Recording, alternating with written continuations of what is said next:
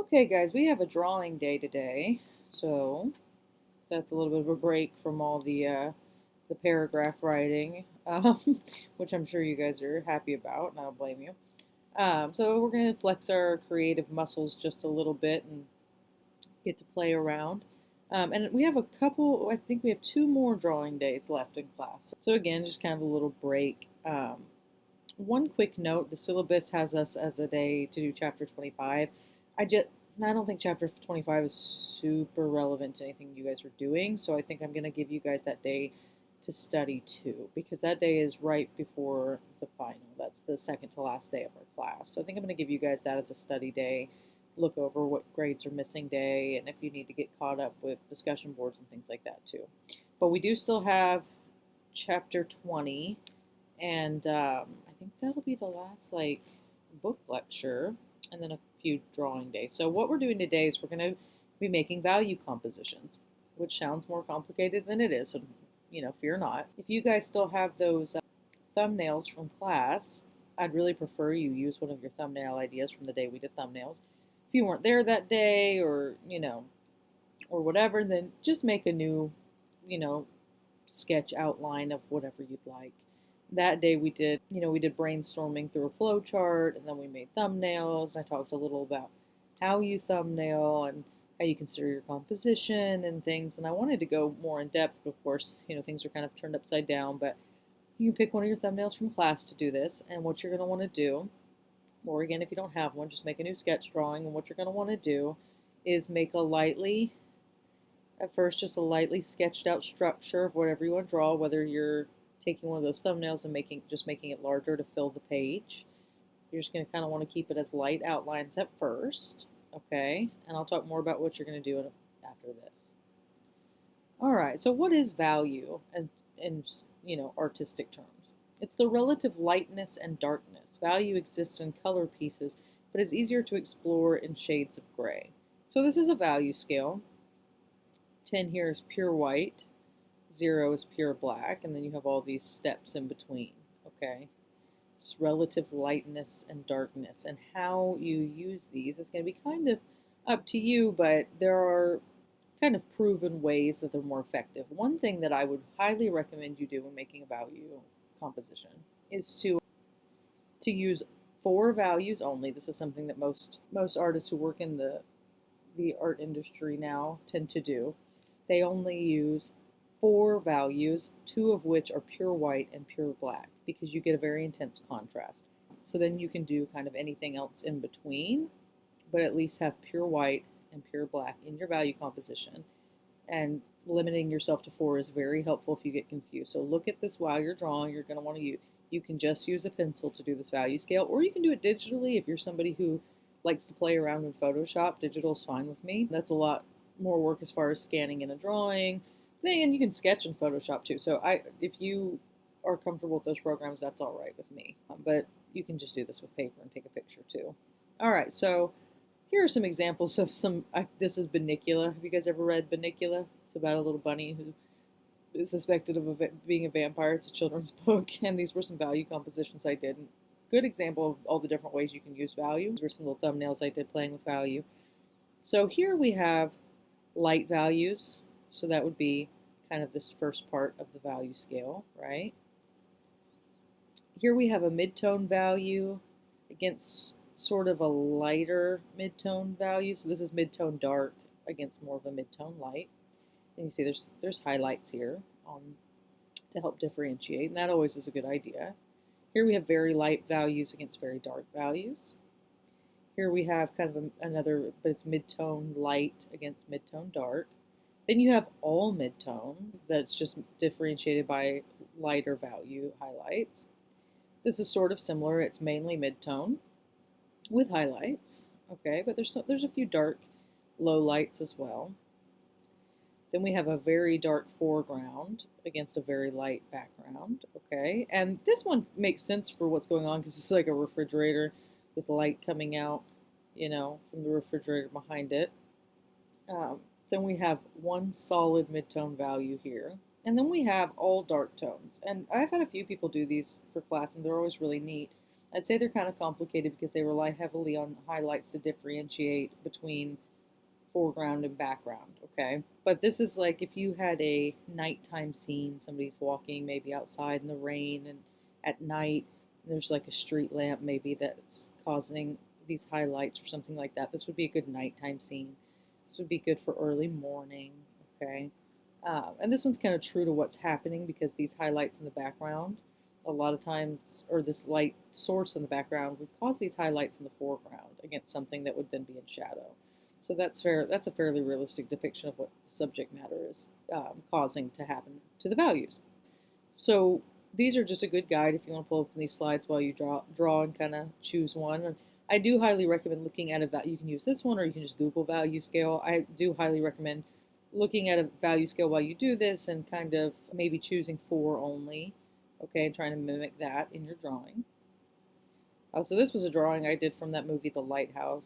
That's a very strange but very good movie, and the whole thing, that whole movie is black and white, but it's just a masterpiece of value. So the whole time I was watching it, I was like, oh, so good. The values are so strong and have such strong contrast in that movie in every scene. Every scene is beautiful in black and white. So I did this drawing. I was actually sitting in the theater and I was getting distracted by how much I wanted to draw this scene. And I think I drew this a couple days after I saw this movie. And it's, I think, watercolor, micron markers, graphite, and then I did a old-fashioned film grain overlay in Photoshop.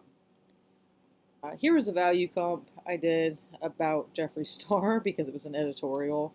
Um, it was an editorial illustration based on a magazine article. So there's just some examples of value compositions. This was a value composition about the Amazon, but you can see that how the lighter values will break up the monotony of sort of mid-tone values and how the ultra dark black values will break up the monotony as well. So white and black, very important to include in significant areas to break up your values. Okay, and this was the colorized version of that of that drawing. So you see strong values pushed to the extreme in concept art for video games. Oof, so pretty. Now, what I notice about video game concept art is the difference in background and foreground is usually, so we've got the background here, which is of the lightest value, okay? Then we've got the middle ground, which is a mid-tone value. And then we have these kind of foreground elements that are of the darkest value. And this is very common in concept art to do background lightest, middle ground middle tone, and foreground in the darkest value. And again here. So we've got a lighter value background, mid-tone middle ground, and dark values in the foreground. So I pulled up one of just some old sketch I had that was an old Harry Potter sketch.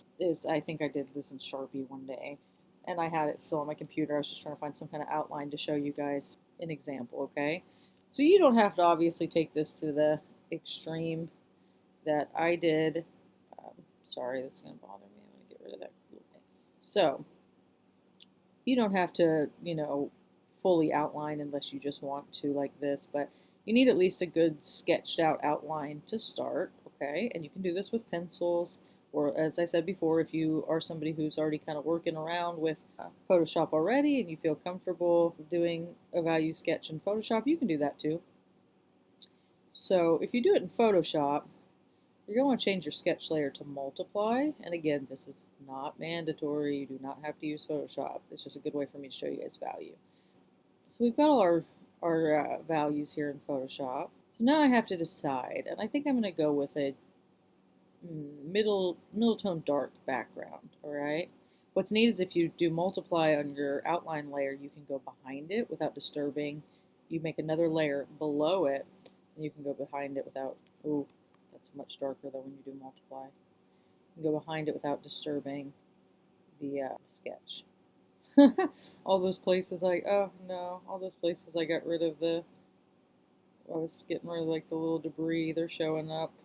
That's okay. It's just a quick example. Normally that would drive me nuts. And I might still get rid of it afterward just because I'm kind of persnickety about stuff. Okay, I'm going to cut forward in just a second and this will be done.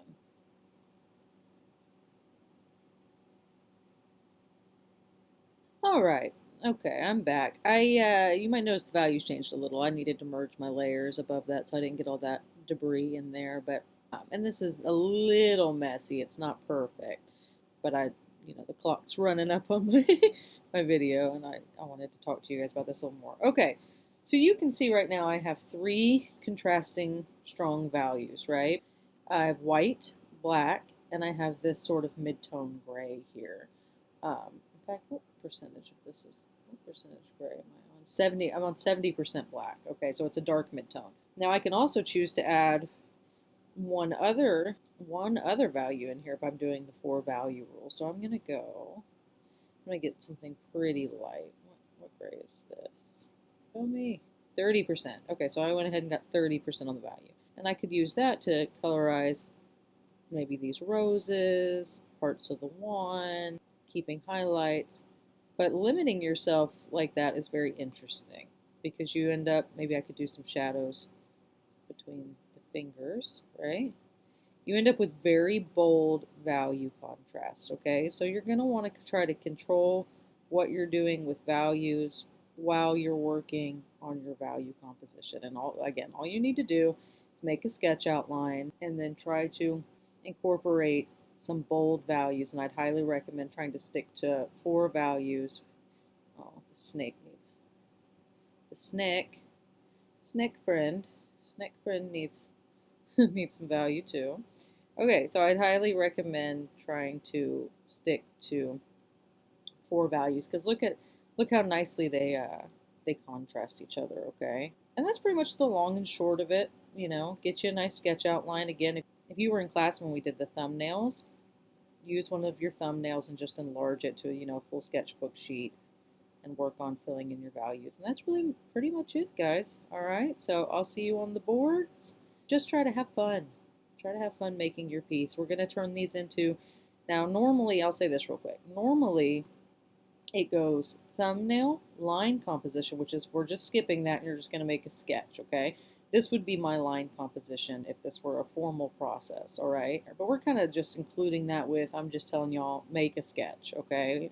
And then fill it. You don't have to photograph the sketch, but that in the long process for making an illustration for a company, that would be part of the process is you'd show a line composition and they'd approve that or tell you to make changes. And then you would start working on value and they'd approve that and often tell you to make changes. And so you might, for a company, you often are going to submit at least three value compositions and then they choose the one they like. So I might do something like this, but then I might also do where there's a dark foreground with highlights and a white background, different things that they might, approve. So you guys are just going to do a sketch. You're going to work on filling in the values.